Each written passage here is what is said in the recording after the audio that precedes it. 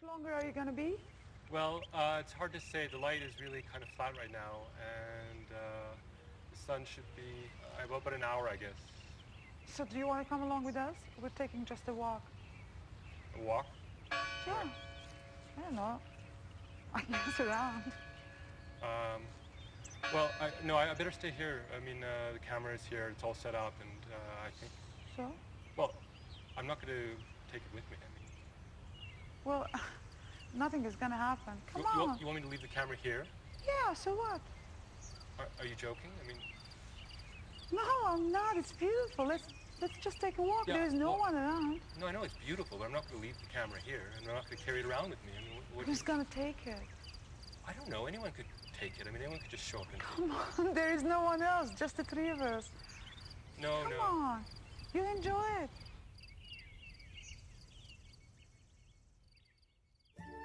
The scene you were just part of is directed by this man, Egoyan, a Canadian-Armenian filmmaker. I admire him so much because he constantly talks about that aspect of discovering something that is very real and uncovering something that is human at its heart. But what does all this really mean? What are we supposed to discover? Maybe he wants us to undergo some sort of intellectual and emotional transformation. Egoyan is interested in questions of discovery, where he aims to impact audiences through his cultural products, transforming ideology and creating insights. But how does he do so through the filmic space? This VR essay will first explore how his 1993 film Calendar creates a filmic third space of the Armenian diasporic identity, where negotiations and articulations of identity take place through the staging of depth and mise-en-scène. Then, the audiovisual essay will move on to demonstrate how the aforementioned techniques can have a transformational potential, the potential to impact and transform audiences watching the film. To start off, Egoyan presents various manifestations of Armenianness in his film, and coalesces these different perspectives through a singular spatio-temporal entity. He presents the in-between spaces that dominate the heterogeneity of the Armenian diasporic identity. This is evident in Calendar, as the film features three main protagonists: a photographer, played by Autum Egoyan himself, a translator, who is the photographer's wife in the film, played by Arsene Khanjian, and the driver, guide, played by Ashot Adamian.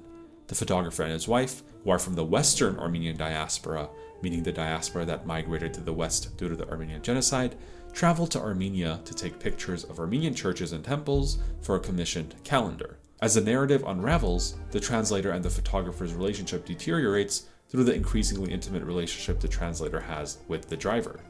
Most of the scenes that involve taking photos of the Armenian churches and temples in the film are internally focalized objective point of view shots, as the shots are from the perspective of the photographer's camera and thus his viewpoint. These internally focalized objective shots feature centralized long shots of the Armenian churches and temples with the Armenian highlands in the background. In the foreground, Egoyan places the driver, who also acts as a guide that explains the history of the churches and temples in Armenian, and his wife, the translator, who translates the information from Armenian to English to the photographer. Egoyan is placed behind the camera and is not visible on screen. There are thus certain layers due to the positioning of characters and the churches within these shots that correspond to differences within the Armenian and Western Armenian diasporic identity. For Ashot, who is an Armenian living in Armenia and is a national and citizen of the country that probably feels a strong connection towards Armenia just after the establishment of the Armenian nation, these churches and temples that signify the homeland are closest to him. He feels the most connected to these signifiers of the Armenian homeland and construes them as elements that construct his Armenian identity. He is usually placed closest to these churches and temples, farthest away from the camera. For him, these signifiers aren't necessarily symbolic constructs, but are naturally occurring signifiers. Thus, the driver represents the full-fledged and native Armenian who knows the history of these churches and temples by heart. He represents the one whose identity is strictly defined within the confines of nationhood. The translator, who stands closer to the camera, represents the second layer of the Armenian identity. She does speak Armenian and is highly intrigued by the history of her homeland. By being drawn to the two men, being a translator, and being bilingual and accented, she is literally and figuratively in between the space of the driver and the photographer. The fact that her role as a translator and interpreter bridges the gap between the two extreme positions within the Armenian identity: the driver, who represents the pure Armenian, and the photographer, who represents the pseudo-Armenian. She herself talks Western Armenian. which is the language spoken by the Armenians in the Western diaspora.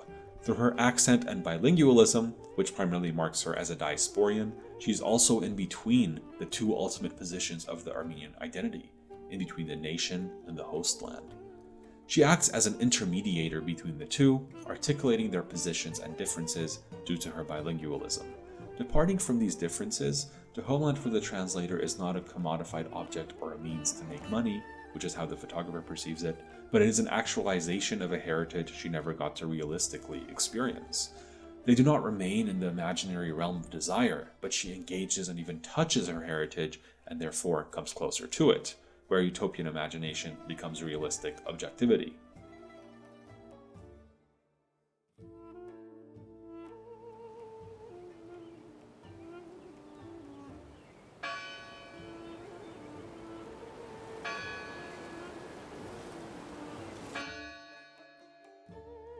You, much like the photographer in the film, represent the last layer of the Armenian identity who's partially excluded in the whole space. We know he exists due to the occasional off-screen responses we hear during the dialogue he partakes in with the translator, but his understanding and perception of the homeland and their signifiers comes through the process of mediation, whether it be through the photographs he is taking or through the translations done by his wife. He just needs to take that perfect shot and isn't interested in the history nor tactilely feeling the churches. Speaking of chance, you know what? The light is really perfect for me right now. So if you guys could just move out of the frame that way, and so I could just take the picture. No, the light, the sun. So yeah. I got it. Okay. Կսե ուրեմն հետևաբար լույսը շատ հարմար չէ իրեն համար պատկեր քաշելու, պետք է արագորեն դուրս ելենք պատկերեն. This way?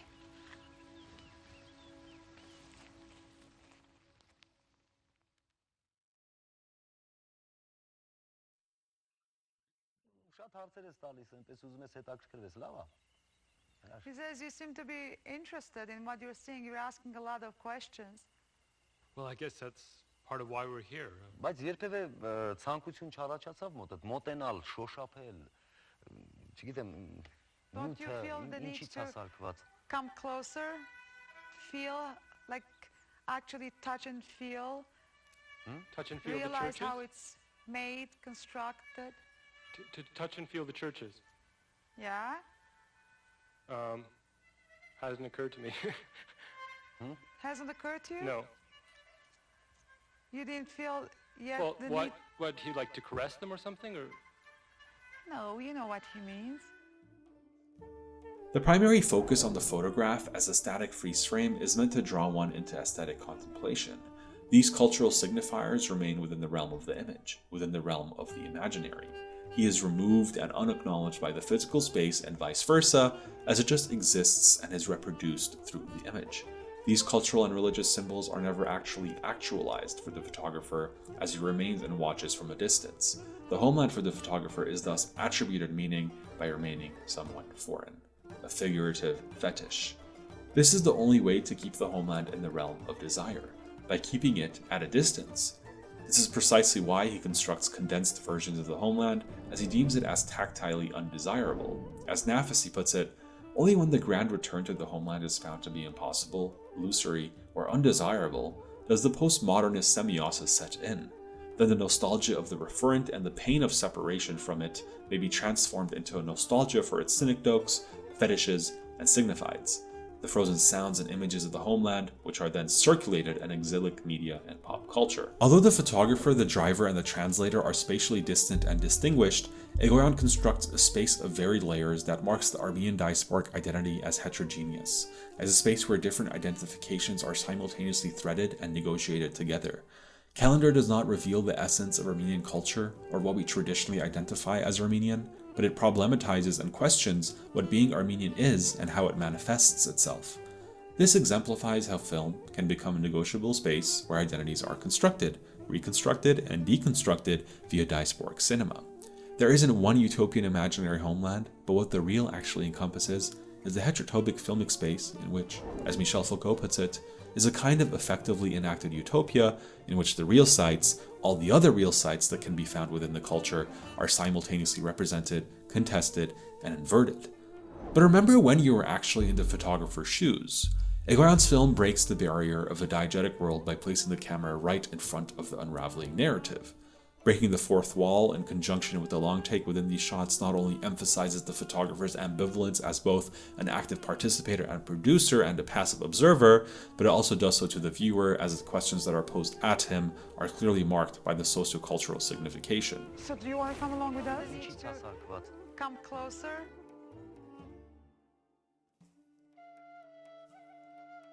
Feel.